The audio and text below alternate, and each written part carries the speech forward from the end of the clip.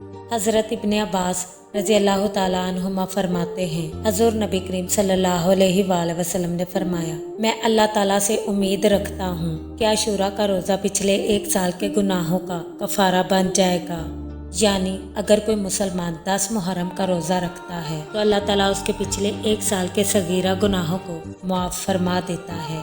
حضرت عبداللہ بن عباس رضی اللہ تعالیٰ عنہما فرماتے ہیں، جب رسول صلی اللہ علیہ وآلہ وسلم نے عاشوراء کے دن روزہ رکھا اور صحابہ کرام کو بھی اس کا حکم دیا تو صحابہ کرام نے عرض کیا، یا رسول اللہ صلی اللہ علیہ وآلہ وسلم، یہ دن تو یہودیوں اور عیسائیوں کا بھی خاص دن ہے۔ تو آپ صلی اللہ علیہ وآلہ وسلم نے فرمایا کہ آئندہ سال اگر میں زندہ رہا تو 9ویں تاریخ کا روزہ بھی رکھوں گا، یعنی 9 اور 10 محرم کا روزہ رکھنا افضل ہے تاکہ یہود کی مخالفت ہو۔ 10 محرم عاشوراء کا روزہ پچھلے 1 سال کے گناہوں کا کفارہ بنتا ہے۔ 9 اور 10 محرم دونوں روزے رکھنا سنت ہے۔ یہ دن انبیاء کرام کے عظیم واقعات کا دن بھی ہے، جیسے کہ حضرت موسیٰ علیہ السلام کی فرعون پر فتح۔